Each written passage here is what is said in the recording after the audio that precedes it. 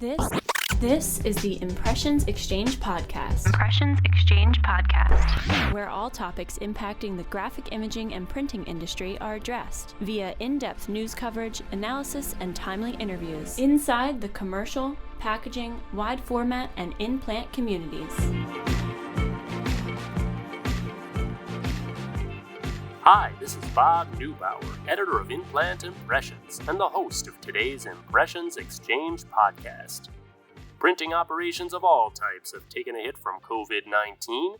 In the in-plant sector, college and university printers have seen much of their work disappear, with their campuses now closed and students settling into online classes. Most of these higher ed in-plants are self-supported and have bills to pay, so this loss of revenue puts them in a precarious position.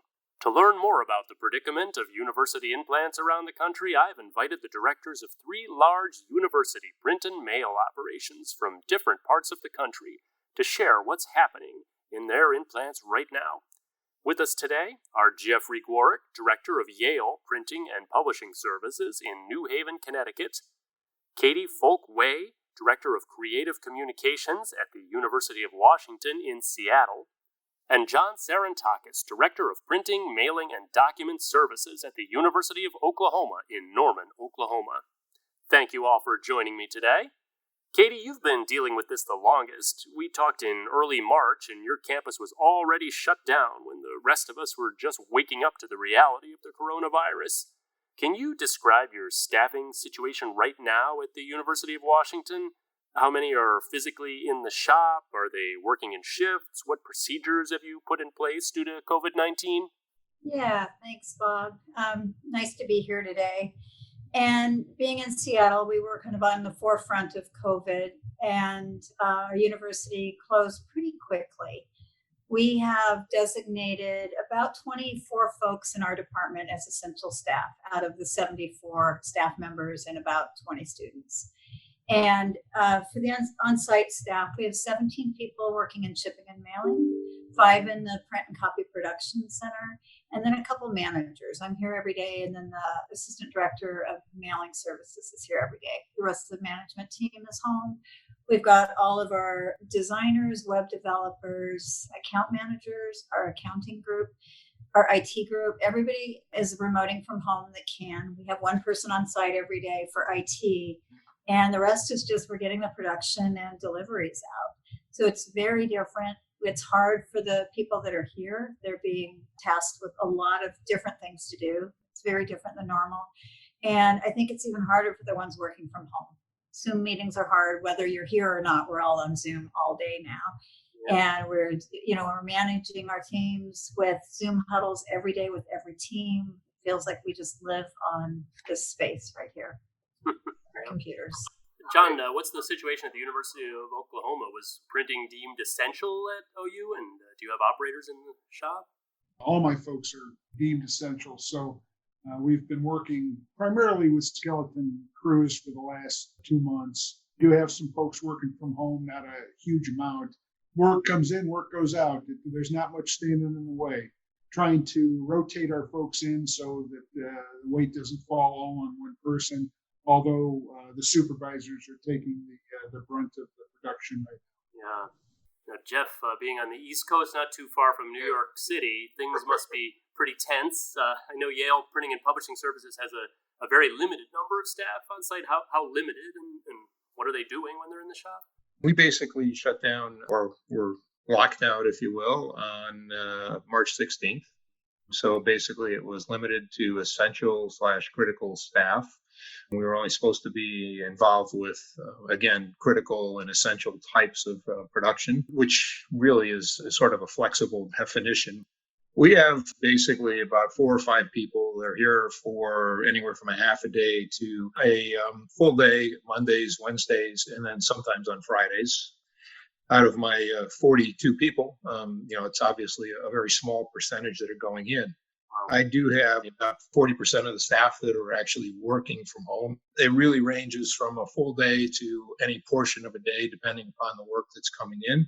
These folks that are coming in, we are required to do the face mask, thing. And again, the social distancing is extremely important from a Yale perspective. So, we're trying to adhere to that. One of the things, though, that's happening is that it is commencement time. It is end of year time for fundraising. So we do have some activity, especially going on around those things at this point in time, because obviously fundraising is always critical, and commencement is virtual now. So we're going to have some more people coming to be able to handle that. But, Bob, you've seen my shop. I mean, we do have enough room so that I can socially distance even people that come in. So that's the plus side to it as well. Yeah, that's a much different situation, it seems, than the other two, with very few there on site. Are you yourself going on site every day? I was in yesterday, actually. I try to pop in. Like Katie said, the whole Zoom thing kind of gets, a little bit challenging from time to time. You do have to make your face shown and known, and it's part of the support mechanism, I think, too, for the staff that's actually going in. So you mentioned commencement and fundraising as some of the jobs that are happening right now. I wondered, John, I'll start with you. What kinds of jobs are you printing in the shop right now? The work that is coming in is pretty varied. We do a lot of work for outside entities, which has slowed down just as much as everything else. But we support our Health Sciences Center up in Oklahoma City, so there's been quite a bit of work, signage and forms and mailers and all COVID-related types of things, tons of signage. But we have other work coming in, and we're certainly not turning it away. I've been into work every day since this thing started. I guess I look at it a little bit different than maybe a lot of people do. Well, it's good to be there to support the staff. Katie, what kinds of jobs is the University of Washington doing right now? It's funny because in about mid-February, we started to feel the work just really slow down. So well before we went home, and people were just so worried, and things started to freeze, and people just stopped printing things. And about the first week of March, about the time people started going home, things started to pick up a little bit. People started dusting off projects that they had been working on, lots of web projects, letters going out, mailings going out. A lot of the regular work has gone away, as you can imagine, with commencement, but we're creating packages, kits for all of the departmental ceremonies. So starting to get a lot of questions about that. It's like, how can we make commencement special? Our biggest work right now is for the 3 UW medical centers. We're doing so many signs, mounted signs. Sometimes, we'll get a request for 100 signs mounted, and they need it that day. And we have become a sign shop, and we're doing tons of floor clings. We just created a digital storefront for UW Medicine. They have 18 different floor cling designs, and so we just set up a digital storefront yesterday for them so they can order them by the piece. We really have just been very nimble in what we used to offer and what we can offer, and the time frames. There's no such thing as too short of a time frame. We just do it. And you mentioned the floor clings, and that's something that I'm hearing other implants doing as well. I'm wondering, Jeff and John, are you finding yourself doing those related to COVID-19? Yeah, I mean, again, to echo Katie, I mean, a lot of the work we're seeing that is traditional printing work is more related to signage and other pieces of information for keeping people up to date on COVID or instructing them. And again, one of the things that we're looking at is the governor in Connecticut yesterday issued his guidelines for reopening the schools for Connecticut. And it really will be a phased thing, but it really has everything being considered at Yale at this point. There's multiple committees looking at all the different aspects of it. One of the things that came up yesterday was, again, okay, we all need reopening signage. The big thing is the design and the standardization. They want it to be standardized. They want it to all look appropriate and look good and be right. Fortunately, we're positioned to be able to do that. And this is in addition to that typical stuff we've been doing right along. Kind of change the way that we do some business here, but that's a good opportunity for us. We're very similar, Katie and Jeff, in that respect. A lot of floor graphics to go along with everything else. We're actually opening up back up on Monday. The operations folks are going to all be back on campus, minus the ones that can work from home. And basically, it's getting the university ready to open back up in August. The president has indicated that OU will be open with a lot of changes in the way the university looks at that particular point. So I expect a flood more of kind of standardized graphics to be ordered starting next week as they get these buildings ready for the kids to come back. I think that we're going to see that same thing happen. I think it's going to take another few weeks or a month, maybe. If I had to go out on a limb, I think we're going to start heading back probably July 1st-ish. That would be my guess at this point in time. That's based on just information that's floating out there and reading between the lines and the tea leaves a little bit. But I think that's where it's heading. Katie, what do you think about University of Washington? Well, our governor has extended the stay at home through the end of May. University president had a town hall meeting last week and said that, really, we're going to be slow. We're going to be very cautious and slow to bring people back. Summer courses are going to be online. I don't think the libraries are going to open for a while. I think many buildings on campus will still be accessible but locked, so some people can come in. As people start to return to work, they want it to be very slow and really be careful about how many people come in at a time. We had 2 COVID exposures here, not from our staff, but people coming in from custodial services was one of them who actually passed away. It wasn't our normal custodian, but that just created so much fear here. So the people that were kind of poo-pooing it in the beginning just got, all of a sudden our use of PPEs went way up and there's just a lot of anxiety. So we'll toggle in some people in groups. Our designers, we might have 1 out of 3 every day and the other 2 at home, and just try and keep as many people home as possible and start to pick up. We have 3 campus copy centers that are closed right now. We'd like to get at least one of those open this summer. You mentioned, Katie, the libraries and whatever. One of the things that is higher on the priority list in Connecticut is opening up the research labs like at Yale, and also the libraries. They want to try to get those opened up first. That's not necessarily bringing all the staff back as a priority, or even the students, but getting that going. Part of it for Yale is that there's a large amount of funding that comes in through all the research. So you can sort of understand where that one's going. And our labs are still going now. Most labs are. And it's been crazy. I know we're not talking about mailing yet, but just receiving all of their items that used to go there, and now they're coming to us.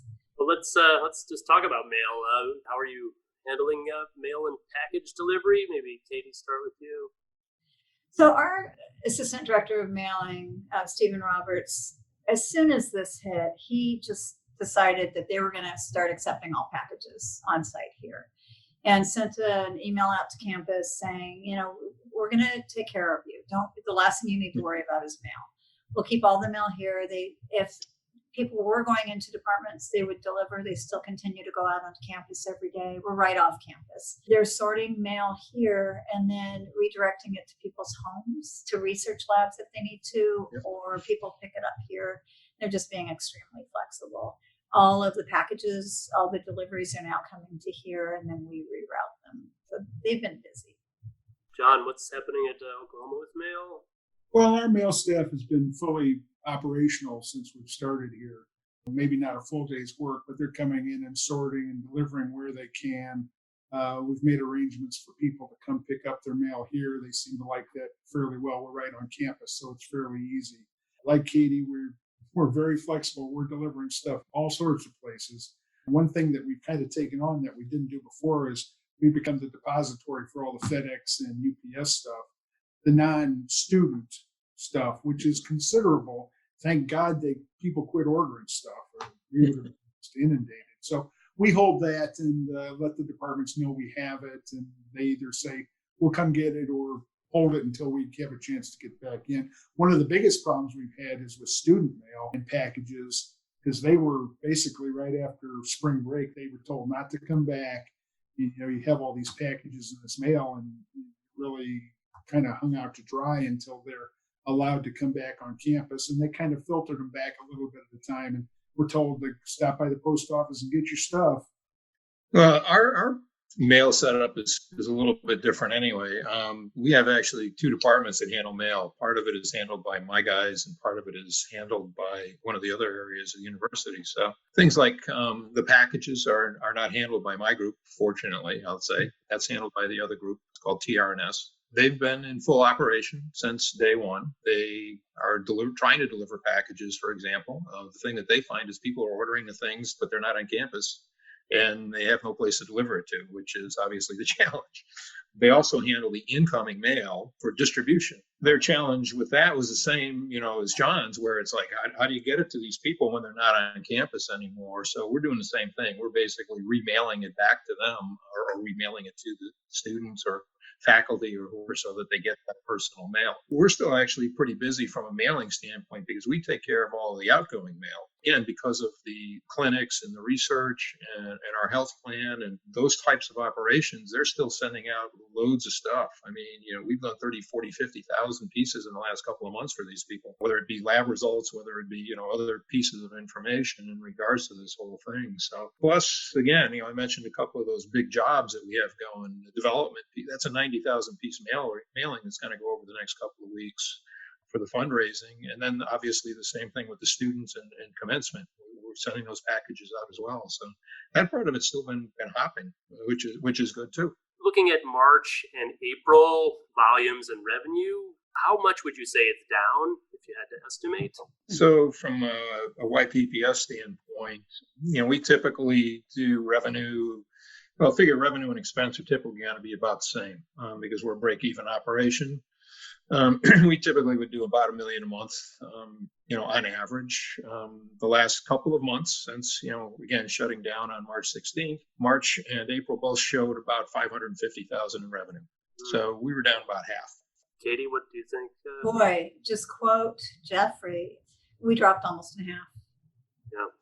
It's been pretty crazy. We have 1,000 managed print stations on campus, pieces of equipment, and that's just gone. Mm-hmm. Yep. Our Doug Print student-facing printing program in the libraries closed. Some really pretty large revenue streams for us, and 3 of the copy centers. So it's really just what's left in our in-plant, and it's right about half.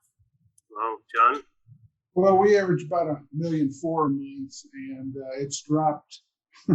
Is zero? How low is zero? not quite that bad, but our work has dropped about 80%, and our billing revenues at printing went down to about 400,000, and they're typically about 650, 700,000. So the copier program is kind of a standardized thing. So probably we're down 900,000 a month across all the different pieces and parts. So down, I don't know, maybe 60% of normal volumes.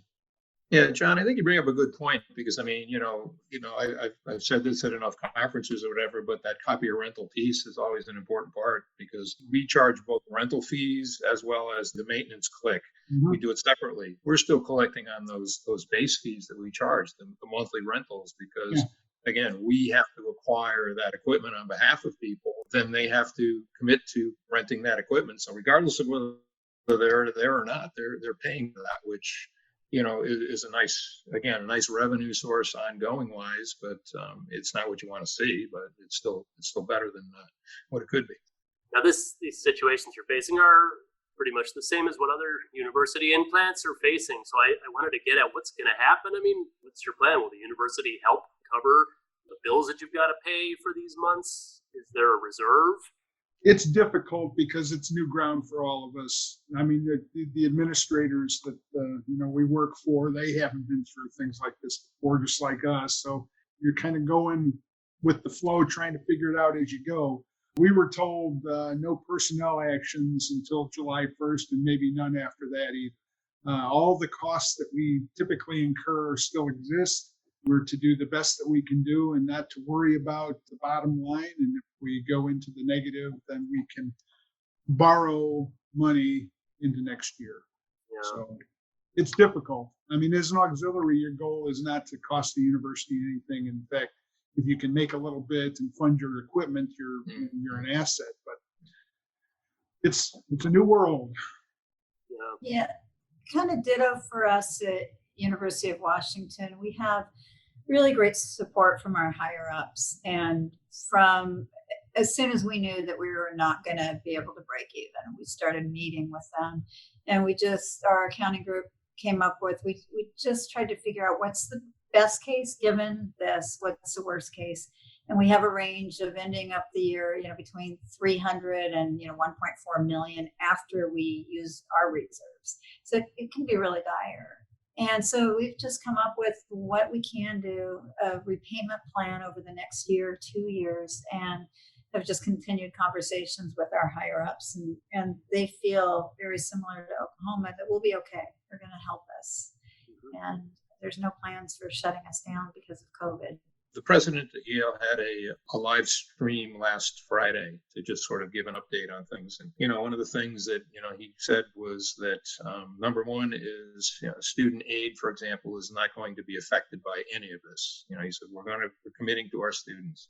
Number two is that when people look at our endowment, which, $30 billion, but to put it in perspective, 1.4 billion of the endowment is used every single year to help finance the university operations and the financial aid. So, there's a big chunk that comes out of that, and that's why they try to balance that endowment. He did say that they expected about a $200 million loss for this year, which, frankly, is not that bad considering, at least I don't think it is. But they've also already said, go back, look at your FY21 budgets, which we've done, and there's a mandatory 5% reduction built into those budgets. As John said, we have the freeze going too, except our freeze is for FY21 as well. So you're not hiring staff, you're not doing any of those extra spends and things like that. So they're already looking in advance as to how do we minimize its impact. And oh, by the way, there is also a wage freeze, for the salaried staff as well. So they're taking quick actions because they felt that they didn't take those actions quick enough when we had the economic downturn in 2008. Well, a lot of the work that usually keeps you busy is related to events, many of which have been canceled, including graduation. Have you thought about new types of work you might seek in the future that might not be so reliant on events, transactional statements, signage, that kind of thing? Anyone given any thought to that? I can talk about new work we've been doing for the hospitals. Right before this happened, we just got a contract with UW Medical Centers of work that we lost about 15 years ago. All of their forms, all of their admin forms, their surgical packets. And we got it back, not through RFP, but just from begging and trying to, talk to them about how much better, cheaper, faster we are than anybody on the outside. So for us, it's really all about the hospital work that we're doing. And then we've also been working with Seattle Children's, which is not part of the university. It's affiliated, but it's separate. And we're just about ready to sign a contract with them. It's going to start in June. And then we've just reached out to the Seattle Cancer Care Alliance. We can't work with complete outside entities, but if it's related to university work in some way. So because of shared practice plans with their physicians, we're able to work with them. So just really trying to think outside of where we've normally gone with getting new work. Yeah, and I know that universities affiliated with health systems are the ones, the lucky ones, so to speak, right now, because they're the ones getting that work in. Yeah. Any other thoughts, Jeff and John, about new types of work for the future? We're doing some pretty unique things, I think, right now. One of the problems the university is facing is not the health centers, but it's to locate PPEs to be ready for school opening in the fall. And we've accessed some of our ed specialties groups and have identified places for face masks. The Xerox plant here in Oklahoma City has converted over to make face shields, and they've made those available to us. And we're going to, on Monday, make some prototypes for plexiglass shields, and we'll be making those here. Barriers between customers and our staff for across campus. And we think that there's we know that there's a really good market for that. Mm-hmm. And then, we insource so much stuff anyhow. We're doing work for other universities, other hospitals around the metropolitan area. So good. Jeff, any thoughts on that? Yeah, I mean, it's a little bit more challenging for us because as a university service provider, we're not allowed to go out and knock on doors and try to raise business that way. They come to us, we can do it, but, we can't go out and actively get it. The ed specialty stuff is something we've been building on for some time. So we've been doing some partnering with our licensing group, which is huge. I think one of the benefits that we have, though, is that our event business, from a total revenue standpoint, doesn't make up the biggest portion of our portfolio, if you will. So come up with some other opportunities, and some of that signage is there. Vehicle wraps, for example, another thing that we're starting to try to get into. One of the things that I'm trying to get samples should be in on Monday is that, face masks are impersonal, and it's in some cases hard to identify people that you're walking down the street next to and going, "Oh, hey, how you doing, Joe?" I've got a couple of samples coming in where the sample is going to be a face mask from your middle of your nose down, so it almost looks like you're recreating your face. I'm going to be anxious to see how that one works, because I think that could be a really biggie. That's fun. We'll see. I'll keep you posted. Good. Yeah, I was on a tuning in webinar yesterday, and they talked about some possible future applications for printers, things like plastic shields that are going up in front of the customer desks, sanitizable booklets like manuals that need to be wiped down, special substrates for that, signage, of course, to coax people back into businesses and tell them what the new procedures are, support for virtual events, which, as you know, are going to increase, graduation support in the time of no graduations, keepsakes and shipments that you can send to them. So a couple ideas that I heard there. There's nothing but uncertainty right now, but despite this, have any of you started to come up with a plan for the next 6 months? What areas do you think you'll focus on? Will you have to run a leaner operation? Any quick thoughts on that? And one of the things we had to do is redo our budget. So I had to redo the budget looking at it as is currently going on, and then a gradual reopening starting July 1st. Yep. And then basically saying we're not coming back until September. And the university really is anticipating, I think, that startup in September, but not further on down if we really looked at anything. I think for us, it's working with the hospitals, really working with our course pack volume is way down for the hard copy course packs, but working with the bookstore they're continuing to sell them on their website. They sell them for us and send them out. So just working with professors for those that want hard copy to make sure that they can get into the hands of the students quickly. We're putting all of our PPE up in the copy centers now, plexiglass shields, everything. We haven't really thought about like antimicrobial papers yet, but maybe we should. Mm-hmm. Well, one of the things that we're trying to plan for here is, as all printers know, a 5% budget cut at the department level translates into a 10 or 15% cut in the printing budget. So, we're being very conservative in terms of what our budget looks like next year moving forward, and trying to tailor the operation to meet that downturn. I don't think any of us are foolish enough to think that it's just going to bounce right back to where it was, because frankly, we were having a banner year here, huge, biggest year probably ever, and it came to a screeching halt. So we were staffing back up, and this fall we're going to be looking at how can we get lean, where can we cut, and do some other things. So it's going to be tough. It's all uncharted territory, brother.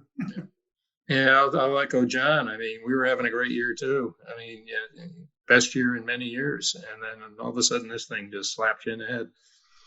Our trajectory was the best year. The next 4 years is going to be just peaches. It's going to be great. Yep. All that's changed. Oh man, how depressing. It's a lot of disappointment everywhere these days. Well, we've got a long road ahead of us, but you all seem to be up to the challenge. It's been great to hear your voices, and I really appreciate all of you taking the time to talk to us today.